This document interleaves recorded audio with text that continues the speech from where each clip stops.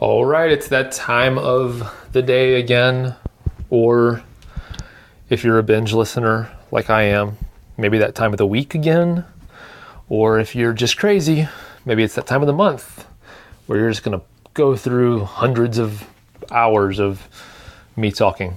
Who knows? But welcome back again. So I thought I would give you another magic trick on the drums today. But before I do that, I wanted to tell you about something cool that's happening. So actually, this is, if you're listening to this on the day it comes out, then you're actually hearing this a week after I recorded it. So I'm on vacation as you're hearing this, as you might have heard from a couple of podcasts ago. But I wanted to make sure I got podcasts out every day, so I pre-recorded all of this week's podcasts. And so if you're hearing this now, exactly 1 week ago, which is for me right now, that's really weird to say. Anyway, when I'm recording this right now, I'm about to leave, and my wife and I actually won tickets, VIP backstage tickets, to this free festival here in Nashville called Live on the Green. And we entered this contest. You know, it's like you put your email address in and you get entered to win. It's a weekly festival kind of thing they do for free, and then they have a big festival at the end of it for a few days. Anyway, we put our email addresses in weeks and weeks ago, and we randomly got notified that we won for the tickets, the VIP whatever tickets for this week, and they're like $150 each, these tickets we won. And just so happens that Dawes, one of my favorite bands, is playing tonight. So we are so pumped. So we're about to pack up and go head out to go watch that happen, and really looking forward to it. And then I'm up and I looked at the schedule. They're not scheduled to start playing until 9:30. It's scheduled to play for an hour and a half, which means they'll be done at 11. It's about 30 minutes drive back to my house from downtown Nashville if there's not any traffic. So that means I'll get home if I'm lucky at 11:30, and then I have to be at the airport tomorrow morning at 5:30. So that means I'll be getting up around 4 tomorrow morning. So it's going to be a crazy 24 hours or so for me, but all worth it. Anyway, I want to tell you about a magic trick on the drums. So this magic trick is all about the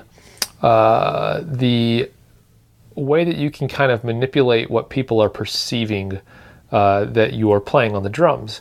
And I use this trick a lot, especially when I'm playing with brushes, but it works with sticks as well. So basically the trick is this. If you are, let's say you get both hands and you're going to play on the closed hi-hat, you're going to go da-da-da-da-da-da-da-da, like 16th notes, the hi-hat. The cool thing about that is, as long as if you're right-handed, so as long as the hand that's playing eighth notes, the hand that's going on the downbeats, going da da da da da da da da like that, as long as that hand is playing on the hi-hat, you can move your left hand around to other drums, and the perception normally is that pattern is a 16th note pattern still. So for example, you can play 16th notes. It doesn't work so well like just by itself, but in context of a band with all the other noise that's going on. Let's say you are playing your right hand on the hi-hat and your left hand playing little ghost notes on the snare. That can fill in, go one of my favorite bands, Jimmy Eat World, their drummer, Zach Lind, he does that a lot, especially on the older records they did. That's one of his things he does a lot. But this trick works really well.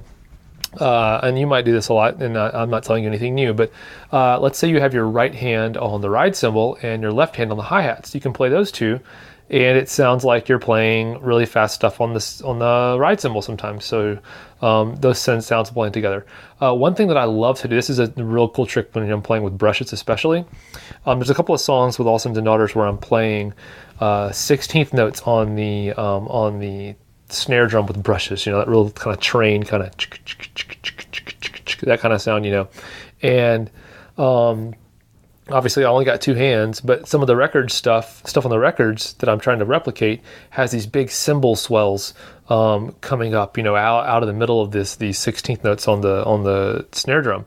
So how do I replicate that live? Well, I learned that when people are listening and watching live, they don't perceive, if I were to take my right hand that's playing those 16th notes on the snare, and I just move my hand from the snare on the right hand over to the ride cymbal and continue playing, I go da da da da da da da ride, but my left hand's still playing on the snare, you can do that cymbal swell kind of as you hit harder and harder and harder with each eighth note on your right hand. You can actually create a cymbal swell sound while you're still maintaining that 16th note kind of feel. Because my big pet peeve with like a lot of these things is that I don't want the rhythm, the basic kind of underlying current of the rhythm that's flowing throughout the song, I don't want that to get broken up for a dynamic element like a cymbal swell.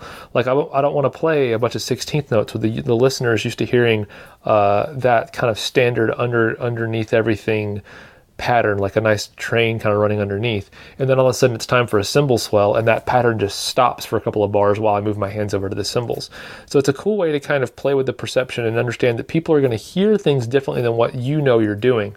And especially, like I said, especially like I said, if you have a band going, a lot of the frequencies of like a ride cymbal or hi-hats, if you have an electric guitar playing or acoustic guitar, something in that mid-range, even some harsher like organ sounds on the keyboard, those sounds mask over a lot of frequencies of cymbals and such until they get to a certain volume. And so you can kind of play with that and know that like, okay, that cymbal might be kind of ringy, but if you're playing it lightly, the listener won't perceive that it's any different than you playing on the snare drum, for example, or other things like that.